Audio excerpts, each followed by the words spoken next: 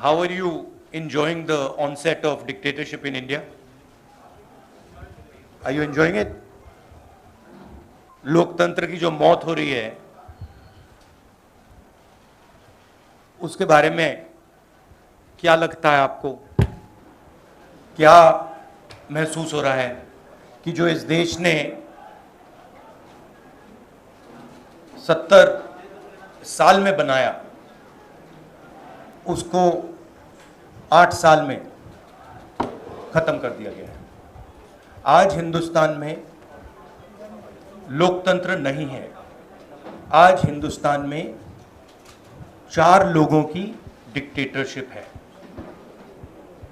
हम महंगाई के मुद्दे उठाना चाहते हैं, बेरोजगारी का मुद्दा उठाना चाहते हैं, जो समाज को बांटा जा रहा है उसके बारे में हम चर्चा करना चाहते हैं, यहाँ करना चाहते हैं, पार्लियामेंट हाउस में करना चाहते हैं।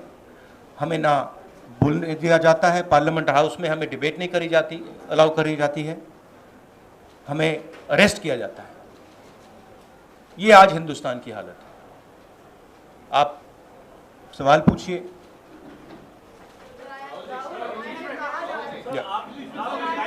In English. Look, what we are witnessing, is the death of democracy. That's what India is witnessing. What India has built, brick by brick, starting almost a century ago, is basically being destroyed in front of your eyes. All of you know it. The whole of India knows it. Anybody who stands against this idea of the onset of dictatorship, doesn't matter who he is, where he comes from, which state, which religion, male, female, he is viciously attacked, put in jail, arrested, beaten up. One second. The idea is that people's issues, whether they are price rise, unemployment, violence in society, people's issues must not be raised. That is the sole agenda of the government. And the government is being run to protect the interest of 4 or 5 people, and the government, this dictatorship is being run in the interest of 2 or 3 small business, big business people by 2 people. जो opposition democracy में, लोकतंत्र में लड़ती है, वो institutions के बल पे लड़ती है। मतलब जो देश का लीगल स्ट्रक्चर होता है, जुडिशल स्ट्रक्चर होता है, जो देश का इलेक्टोरल स्ट्रक्चर होता है, जो देश की मीडिया होती है, उसके बल पर ऑपोजिशन खड़ी होती है। वो सब जो इंस्टीट्यूशंस हैं, वो सब के सब सरकार को पूरा सपोर्ट दे रहे हैं। क्यों?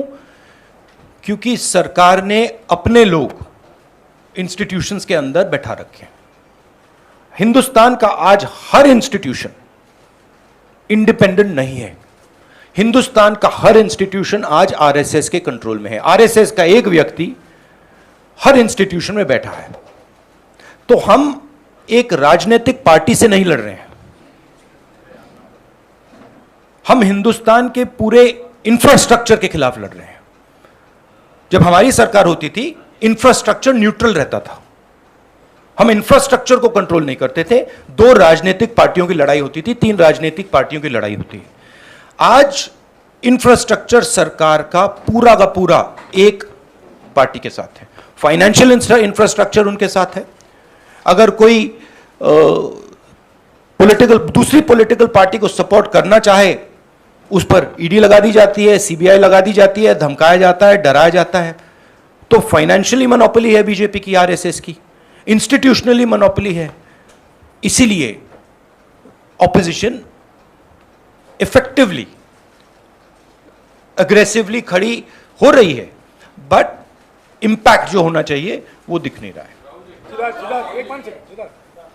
आप पार्लियामेंट में जब प्राइस राइज पर चर्चा हो रही थी, वित्त मंत्री ने रिप्लाई दिया और कहा कि ये माना कि हाँ महंगाई है, लेकिन उतनी नहीं है कि यूपीए सरकार के वक्त 7% इन्फ्लेशन रेट है, लेकिन this is just complete nonsense. आज सबसे ज्यादा अनएम्प्लॉयमेंट हिंदुस्तान में महंगाई बढ़ती जा रही है, गैस सिलेंडर की प्राइसेस बढ़ती जा रही हैं। पता नहीं शायद मतलब फाइनेंस मिनिस्टर को मतलब ये आंकड़े दिख ही नहीं रहे हैं, या उनको बताया गया है कि बस बोलते जाइए, बट ये रियलिटी नहीं है। आप किसी भी कस्बे में चले जाइए, किसी भी गांव में चले जाइए, किसी भी शहर में चले जाइए, पूछिए महंगाई की क्या हालत है, आपको बताएंगे कि सबसे ज़्यादा आज महंगाई है। तो देखिए, रियलिटी एक है और परसेप्शन एक बनाया जाता है, ठीक है। कहते हैं स्टार्टअप इंडिया, ठीक है, पूरा ट्रांसफॉर्मेशन कर दिया। आप मुझे दिखाओ स्टार्टअप इंडिया है कहां? स्टार्टअप इंडिया लोगों को फायर कर रहा है, निकाल रही हैं स्टार्टअप्स, लोगों को सड़क पे फेंक रही हैं। कोविड में हिंदुस्तान में कोई नहीं मरा। हेल्थ मिनिस्टर आपको कहेंगे कि हिंदुस्तान का परफॉर्मेंस दुनिया के सब देशों से बेहतर था। यूएन आपको कह रहा है कि 5 million people have died, Hindustan की सरकार कह रही है नहीं, वो झूठ बोल रहे हैं। गुजरात में आप जाएंगे, वहां पे मतलब लाशों के ढेर लग गए थे। गंगा में आपने देखा लाखों लोग मरे, मगर नहीं, हिंदुस्तान की सरकार कहती है यह सच्चाई नहीं है। बेरोजगारी बढ़ती जा रही है, हिंदुस्तान की सरकार कहती है सच्चाई नहीं है। महंगाई बढ़ती जा रही है, हिंदुस्तान की सरकार, उनकी जो फाइनेंस मिनिस्टर हैं, कहते हैं नहीं। पूरा कम्युनिकेशन स्ट्रक्चर उनके हाथ में।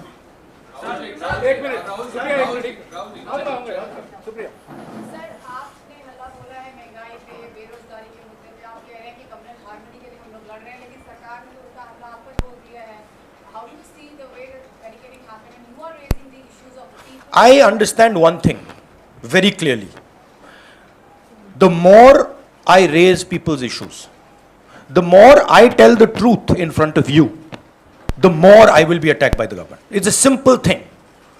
जितना मैं सच्चाई बोलूंगा, उतना मेरे ऊपर आक्रमण होगा।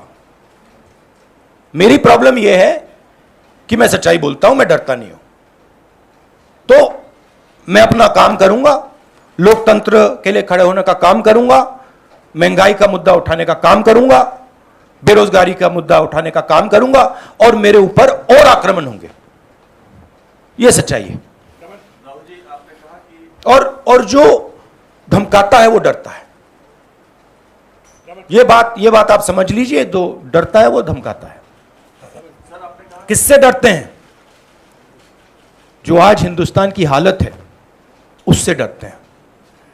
जो उन्होंने वायदे किए थे, जो उन्होंने पूरे नहीं किए, उससे डरते हैं।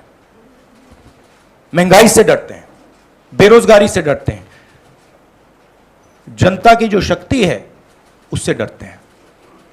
क्यों डरते हैं? क्योंकि झूठ बोलते हैं। 24 घंटा ये लोग झूठ बोलते हैं। बेरोजगारी नहीं है, प्राइस राइज नहीं है, चाइना नहीं आया,